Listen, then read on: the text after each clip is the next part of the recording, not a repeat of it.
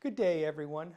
Thank you once again for joining us here at Seafood and Brew for our webcast. And for this webcast, we're going to talk about how interest rates have moved throughout the 10 months of this year and introduce our municipal bond credit analytic tool that we have in place here at Seafood and Brew.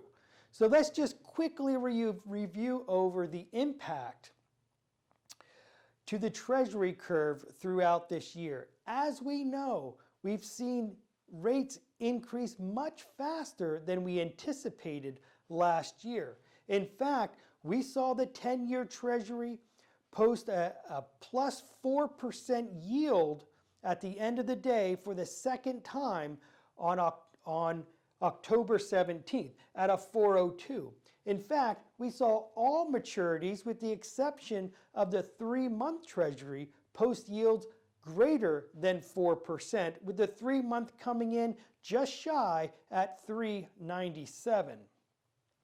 Now this is important because there is a negative correlation between yields and the price of a bond portfolio. And that's important because throughout the post-pandemic world, we've seen the size of investment portfolios grow at institutions. In fact, now at the end of the second quarter 22, we saw investment portfolios making up almost a quarter of the overall assets inside of our institutions. That is much higher than where we saw it back at the end of 2019 at 18.21%. And we know why that has happened because of the massive amount of liquidity that was out there due to the different fiscal stimulus and the lack of spending because of the economy. Now, you take that into consideration. With that inverse relationship between the yield and the price, we saw investment portfolio prices decline substantially throughout 2022. In fact, at the end of the second quarter, the average price of the investment portfolio declined to 92.1. That is off its high of 102.47 in the fourth quarter of 2020. So we've seen this overall decline in value of the investment portfolios, which had a result of reducing down that equity to asset ratio on the balance sheet. So we see this overall equity asset ratio trending down. In fact, when we look at it at the end of the second quarter 22, we saw 465 institutions have equity to asset ratios of less than 6%. That compared to just 2 institutions back at the end of 2019.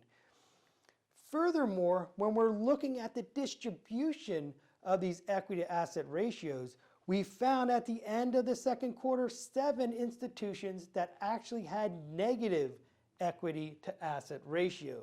Now, one caveat here, we are talking about GAAP equity and not the regulatory capital ratios. So when we're calculating out the regulatory capital ratios, we're removing the unrealized loss of the investment portfolio.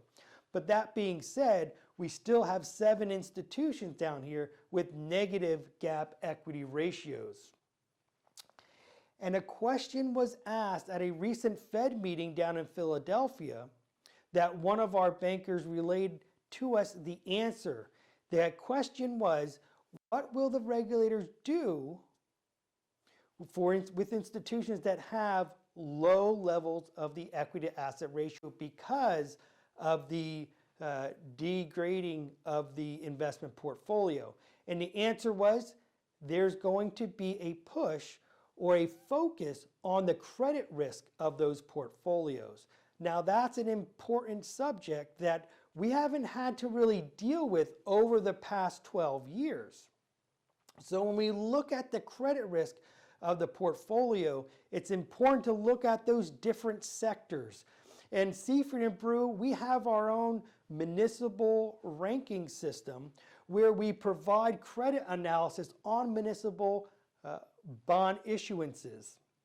And we've seen an overall increase in the potential credit risk in those bonds that we've been analyzing over time. Back in 2016, 17, 18, and 19, we saw S&B average rating of a 1-, and in 2020 and 2021, we've seen this transition of moving from a 1- to a 2+.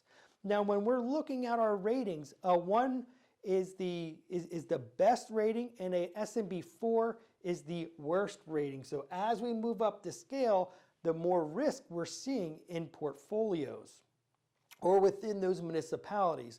So we're seeing a somewhat of an increase in that credit risk in that municipal portfolio. Now that's important because while the overall level of municipal bonds to the securities has come down over the past 4 quarters, we have seen though that still over 0.25% of a bank's investment portfolio is within that municipal portfolio or municipal bond. So that's an important item to take into consideration.